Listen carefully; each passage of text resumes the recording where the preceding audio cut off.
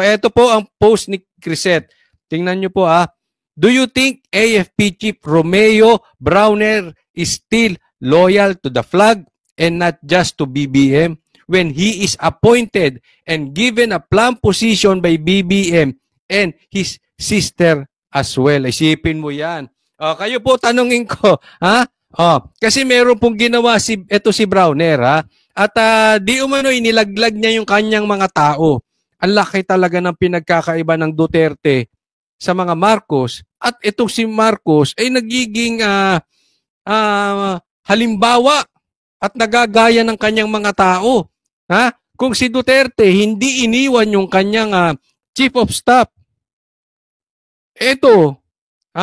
itong bata ni BBM na ginagaya siya, ay nilaglag ang kanyang mga tao. Kaya anong meron si BBM? Ay anong meron itong si Browner para siya ay maging AFP chief? At sa tingin nyo ba, sige, sagutin nyo po sa comment section, sa tingin nyo ba si Browner ay loyal pa sa Pilipinas, sa mga Pilipino, o loyal lang siya kay BBM? Kasi po ang ganda ng binigay na posisyon sa kanya, at meron ding magandang posisyon na binigay sa kanyang kapatid. Ikaw ba pagka ganyan makakatanggi ka pa sa utos ng iyong amo na si BBM? Di ba? Kasi hindi niya pinanindigan, hindi niya tinayuan ng kanyang mga tao. Tuloy tayo.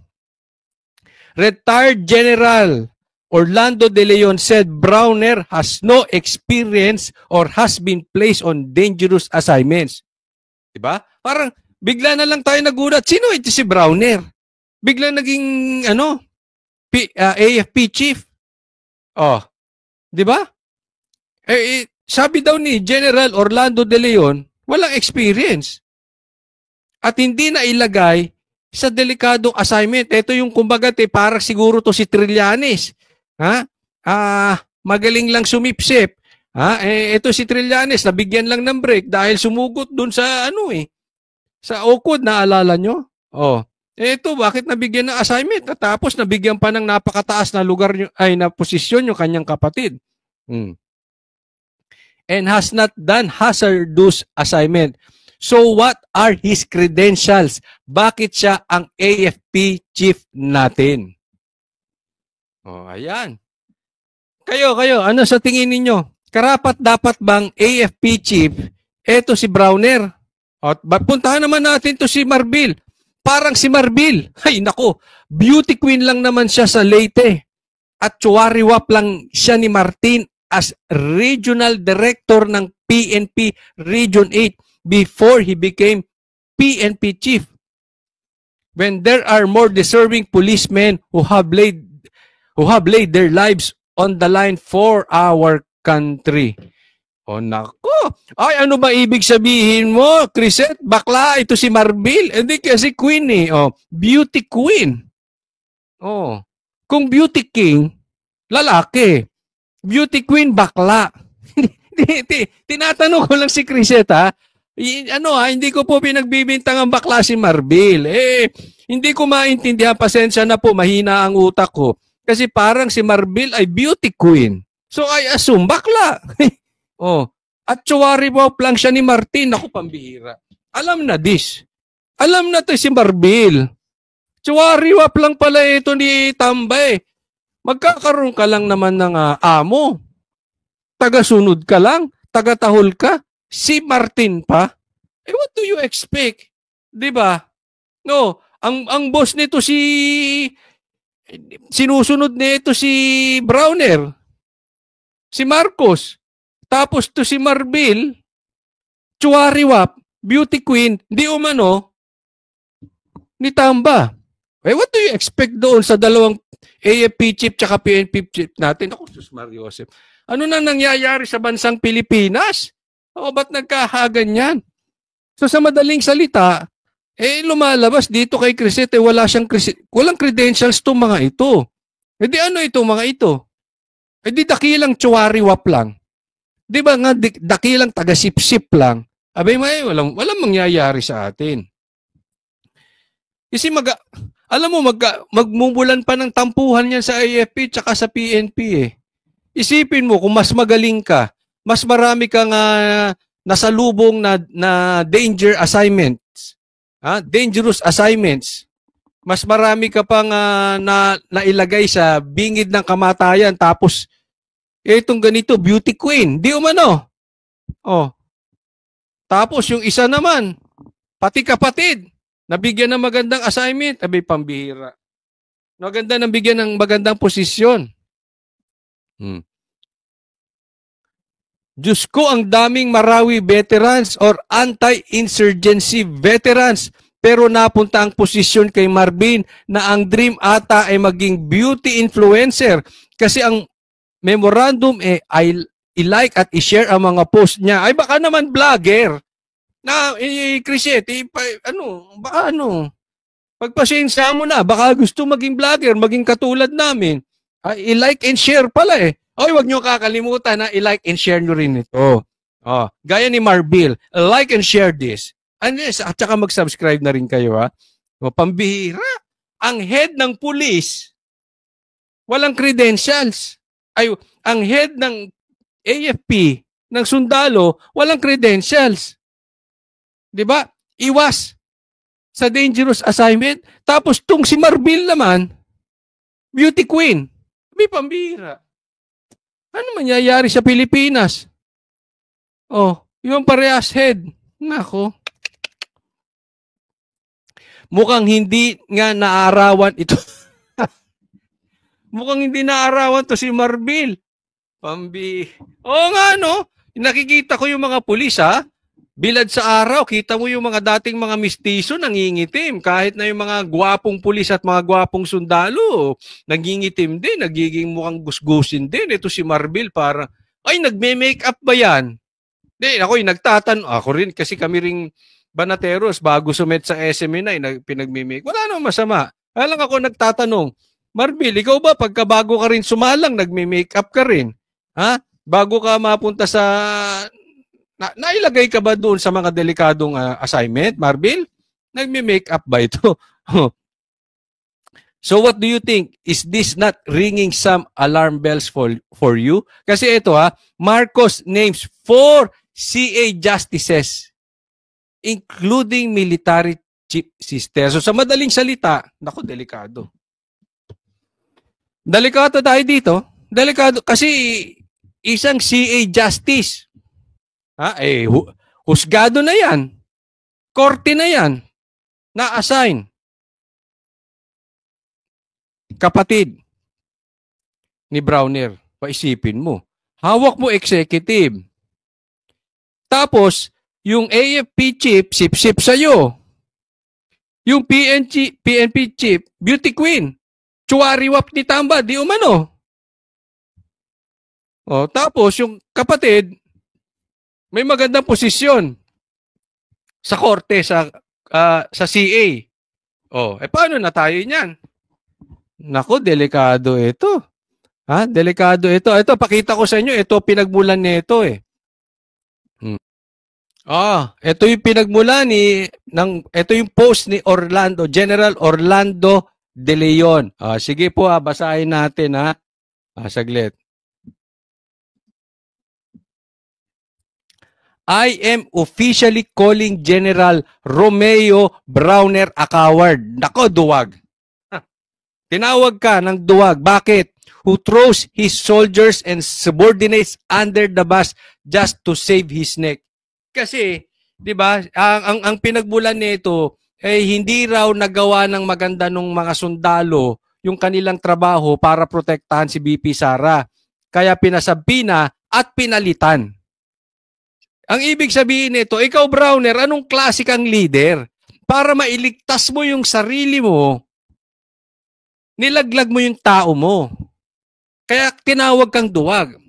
Ano bang tawag talaga doon? Para sa aking opinion, duwag talaga yon. Yung nanlalaglag ka ng tao mo. Dapat, kung ikaw ay leader, sisiguraduhin mo na yung tao mo ay nasa magandang kalagayan. Kung may kinakailangan masamang mangyari, dapat ikaw yun. Dapat ikaw ang nasa bingid. Ikaw ang leader Kaya duwag. Pansinin nyo si BP Sara, ito yung sinasabi ko sa inyo kanina. Si BP Sara, hindi niya iniwan yung chief of staff niya. Ito si Browner, nilalaglag para nilalaglag niya yung mga tao niya. Ginawan pa ng excuse, kaya daw pinapalitan. Kasi pinasabi na itong mga tao ni BP Sara. So, sumang-ayon pa siya para iligtas yung sarili niya. Maana to kay Marcos. Bakit? Anong ginawa ni Marcos kay Pastor Kibuloy? Tinulungan ng Pastor Kibuloy at ang SMNI si BBM. Pero nilaglag niya. Bakit? Kasi alam niya si Pastor Kibuloy ay matalik na kaibigan ng Duterte. Anong ginawa? Kaya naging presidente yan si Marcos ay dahil kay BP Sara. Anong ginawa niya? Nilaglag niya yung tao niya na si BP Sara. Bakit? Para sa pangarap niya at sa pangarap ng pinsan niya, para mailigtas niya yung sarili niya. Ganyan po katraidor yung mga yan. Yan po ang mga duwag. Yan po ay yung mga naglalaglag ng kanilang tao. Ang layo nyo po sa ugali ni BP Sara. Kahit naman si PRRD, di ba narinig nyo? Kung sakaling merong mapapahamak, sabi niya, na mga tauhan ko dahil ginawa nila ang trabaho nila dyan sa war on drugs. Ako sasagot. Ako ikulong nyo. Yun ang leader. Nakikita nyo ang difference? Nakikita nyo ang difference ni PRRD, ni BP Sara, ni itong si Browner, itong si Marbil, itong si BBM, itong si Tamba. Nakikita nyo difference? Ang Duterte leader. Ito mga tubosing. Ililigtas, hari ang dating. O kayo, mamatay kayo dyan lahat. Bahala kayo, basta kami ligtas. Ililigtas namin ang sarili namin. Ilalaglag namin kayo. Ganon.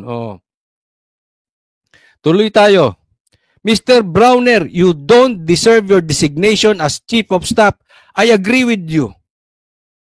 Of the Armed Forces of the Philippines. I agree with you. General De Leon, Orlando De Leon. Hindi talaga ito dapat tinano. Hindi ka deserving sa posisyon mong yan. Alam mo, ito lang masasabi ko Pag dumating ang panahon at napatunayan, ito ang leadership. Makinig ka, Browner. Pag napatunayan na yung amo mo si BBM ay nang abuso ng kapangyarihan, at sabi nga ni PRRD, alam yung mga sundalo na adik yan si BBM. At kung sakaling mapatunayan, tapos wala kang ginawa, alam mo nang aabuso. For discussion purposes, hindi ko pinagbibintangan si Marcos kunwari lang nang aabuso talaga at napatunayan na siya talaga ay adik. At wala kang ginawa, Browner. You should go down with your leader. You should go down with your president. Baka mamaya, nandiyan ka kasama ni BBM sa taas. Pagkatapos, paglubog ni BBM at mapatunayang siya ay guilty, iwanan mo, lumipat ka sa Duterte. Hindi ka tatanggapin ng mga DDS. Kasi ayaw na mga Duterte, ayaw na mga DDS ang duwag na nang iiwan ng tao. If you rise with BBM, you should fall with BBM. Tanong, kaya ba niyang gawin? Kung sakali lang naman, again, hindi tayo nagbibintang. Diba? Kasi, alam mo, may problema tayo sa mga ganitong tao. Kasi, you make sure na talagang nakasuporta kayo sa leader ninyo dahil wala silang ginagawang masama. Pero dahil kayo sumusunod lang, dahil meron kayong personal agenda o may kapalit, hindi ako nagbibintang, may kapalit na posisyon, may kapalit na monetary, I really don't know. Hindi tayo nagbibintang. But whatever it is, mag-isip-isip kayo. Kasi, yung posisyon nyo, yung karir nyo, nandyan lang yan. Pero yung mga politiko sa paligid nyo, maaalis at maaalis din. At pag yan nagkakaso, kasama kayo. Mag-isip-isip kayo mabuti. In fact, you don't deserve the respect of the whole soldiery buong kasunduluhan, hindi mo deserve na irespeto ka. Nilaglag mo sila. No wonder that you avoid hazardous duty all your life because you lack the wherewithal to lead. Anong ibig sabihin? Wala kang kakayanan maging leader. Kaya ina-avoid mo yung mga dangerous assignment. Paano naging AFP chief yan, sir? Pambira. Walang kakayanan maging leader. Hindi na pasabak sa delicate hazardous assignments. Ba't naging AFP chief yan? Diba? Much less to uphold the moral of your troops. Hindi mo na kayang i-lead. Yung moral pa ng grupo mo, hindi mo ma-maintain. You are nothing but a bootlicking 4-star disgrace. Wala ka lang. Sa Tagalog, himod puwet ka lang. Sip-sip ka lang kaya ka nandyan. Hindi ako nagtatanong, may katotohanan ba yan, Browner? Hindi ako nagsabi, binabasa ko lang, ha? Hindi naman ako general, hindi naman ako sundalo, hindi ko alam yan. Pero kaya ka lang ba nandiyan dyan dahil kasi sip-sip mo? Ha? Dahil anong ibig sabihin ng bootlicking? Dinidilaan ng boots? O himod puwet? Kayo na mag-isip. Kayo nang bahala. Ang tanong, totoo ba yan? Ito yung open letter niya. This letter concerns your recently interview in which you stated, I just want to clarify that the reason why we are doing this, bakit niya ni-relieve yung mga BP SPG, yung mga security ni BP Sara, is because we receive a subpoena from the Philippine National Police. Sinabpina ng PNP yung BP SPG, yung mga security ni BP Sara. An investigation will be conducted on the member of the BP SPG. We do not yet know the specifics of the case of the investigation, but because of the subpoena, it means they are unable to perform their duty and protect the secured and secure the vice. This is why we are temporarily putting them out and replacing them. Teka muna, saglit lang naman yan di ba? Sinabpina lang, magpapaliwanag. Bakit pinalitan mo agad? Sinasabi mo pa na hindi nila mape-perform yung kanilang duty. Anong klaseng leader? Anong klaseng AFP chief ka? Kaya ito, sabi niya, Sir, why would you claim that your own soldiers failed in their duty to protect and secure the Vice President, basing this assertion solely on subpoena? Yan ang punto. Bakit nilaglag mo yung mga tao mo na hindi nila kayang protektahan, na hindi nila naprotektahan si Vice President? Alam mo, nagkalaglagan dito They are not really concerned. Huwag na tayong magbulahan. Hindi sila concerned na hindi na protektahan ng AFP chief, ng AFP, o yung mga BP SPG, kasi mga sundalo ito, yung BP SPG, hindi nila naprotektahan si BP Sara. They are not concerned about that. Huwag na tayong magbulahan. Gusto nyo lang talagang suspindihin yung mga nakapaligid kay BP Sara kasi gusto nyo kayo maglagay ng security na BP Sara para sa ganun.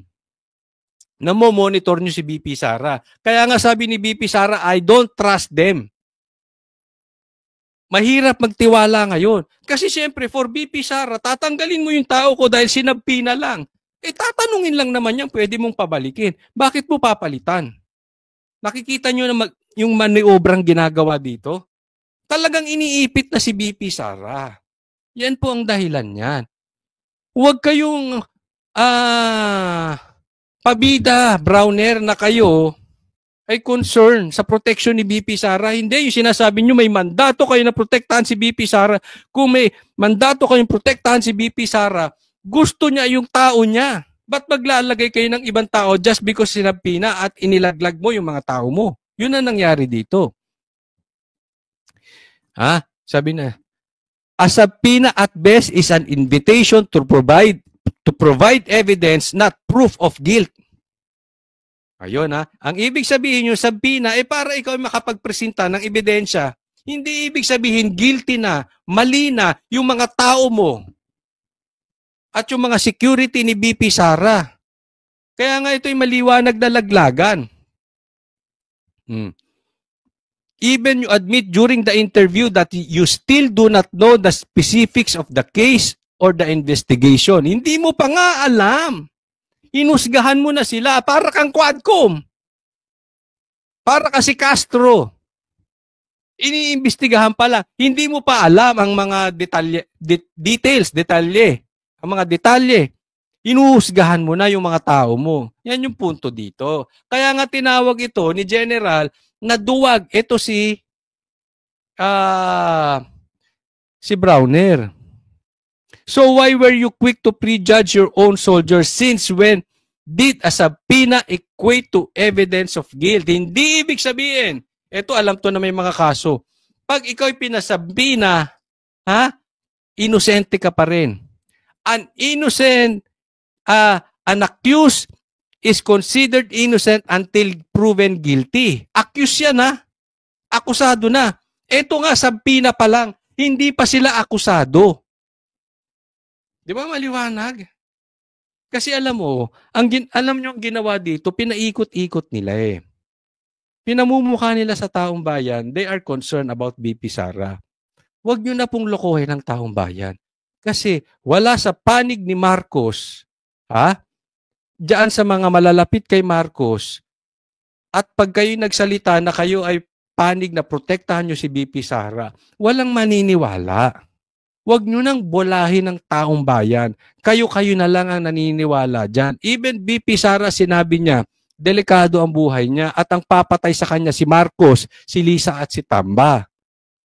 Walang maniniwala sa inyo na kayo ay willing. Kasi ang palusot nito si Browner, ang sinabi niya kanina, baka mamaya pasukan ng tagalabas at yariin si BP Sara tapos ibibintang kay Marcos. Ganon ang excuse eh. Diba? Baka mamaya may iba, samantalahin ng iba yung pagkakataon para patayin si BP Sara at iba mapagbibintangan. Hindi po. Hindi po magagalaw si BP Sara basta ibalik nyo yung mga BP SPG kung saan kilala ni BP Sara at loyal siya. Huwag nyong pangunahan si BP Sara kung sino ang gusto niyang poprotekta sa kanya. Baka mamaya, hindi naman to sa pagbibintang, pero baka mamaya yung ilalagay nyo ay mga bantay sa lakay. Siyempre, ikaw ang poprotektahan eh. Gusto mo, yung taong may tiwala ka. Ba't ba marunong pa kayo, Browner? Kay BP Sara, ikaw ba babantayan? Pambira, niloloko nyo tao. If the subpoena were truly the reason for this mass relief, why relieve over 350 personnel, most of whom were not even on duty that day at the House of Representatives? Yon. Ayan. For discussion purposes, isipin natin. Kasi isipin natin, kaya pinalitan yung tao niya, ni-relieve dahil may subpoena. Bakit 350 pinagtatatanggal nyo? Yung iba nga dyan, wala dun sa HOR kung saan nagkaroon ng gulo. According to you guys. Diba? Kung saan nagkaroon ng komosyon. Wala nga dun eh. Anong reason? Ba't OA kayo? 350 yung tinanggal ninyo. Iyan ay maliwanag na talagang gusto lang nyo i-monitor si BP Sara. Baka mamaya, yariin nga yan si BP Sara. Hindi again nagbibintang. Pero anong purpose nyo? Bakit gusto nyo kayo ang pipili sa magbabantay kay BP Sara? Dati nang ginawa yan pagkapapanalo pa lang ni Marcos, di ba? Binigyan siya ng security. Ano sabi ni BP Sara? Ayoko. Ayoko no security nyo. Gusto ko yung sa akin. Bakit? That time, wala na siyang tiwala sa inyo. Ba't kayo maglalagay? Di ba? This action appears less like a response to the subpoena and more like a calculated move to disempower the Vice President's security detail. A move that echoes her earlier warnings about effort to undermine her safety. I totally agree with you. Anong sabi niya? Ha? Ito ay para mabawasan ng lakas, ng proteksyon si BP Sara. At malagay sa alanganin. Kasi may mas power si BP Sara, mas may malakas ang proteksyon pag andyan yung mga tao niya. So sa madaling salita, parang nilalaga si BP Sara. Mamaya i-discuss ko pati ang buong Duterte. Nilalaga para lumambot ang buto. Ibig sabihin, pinahihina ang security. Mamaya pag-uusapan natin yan dahil may connection po yan sa pagsugod sa Davao. Pero paalala, wag niyo pong kalimutan na subscribe po kayo sa channel ko. Papaliwanag nating mabuti yan. Ha? O subscribe kay Coach Oli dun sa mga hindi ka pa po subscriber. Yan po ang dahilan yan. Para manghina. Pinapalambot sa madaling salita ang Duterte. Tinatanggalan ng kapangyarihan, tinatanggalan ng proteksyon, pinapalambot ang Duterte. Now ask yourself, sabi niya, what exactly did your soldier fail to do in the incident? Were they supposed to dictate what the vice president should say, how she should act, or what decision she should make? No, their job was to ensure her safety, and that is precisely what they did. Yun. Ang trabaho po nila nitong BPSPG at itong security ni Sara, ni BP Sara, protektahan si BP. Hindi diktahan kung anong gagawin ni BP Sara, hindi para diktahan kung ano sasabihin ni BP Sara. Desisyon niya yon. Ang trabaho lang ng security niya ay protektahan siya. Kasi lumalabas sa pinagagawa niyo ngayon, kaya gusto niyong palitan para diktahan si BP Sara through doon sa kanyang ano. Pag mali sa paningin ni Marcos or ni Tamba or ng gobyernong ito, yung pupuntahan ni BP Sara o gagawin ni BP Sara, mahaharangan. Bakit? Nakamonitor eh. Tao nila yung nakalagay kay BP Sara, naiintindihan nyo? Hindi po trabaho yan ng security kung sabihin, kung kailan, saan, at ano sasabihin ni BP Sara. Ang trabaho lang nila protektahan si BP Sara. Eh iba na ata motibo nyo eh. Ang motibo ninyo para monitored si BP Sara and at the same time, mapigilan kung ano man ang gusto niyang gawin. Hindi po yun. Huwag tayong lumihis. No? Ito, ipapakita ko sa inyo. Kasi nababasa na natin itong mga sitwasyon at nangyari na ito before. Pinapalambot yung buto. Gaya na sabi ko sa inyo, pinahihina ang Duterte.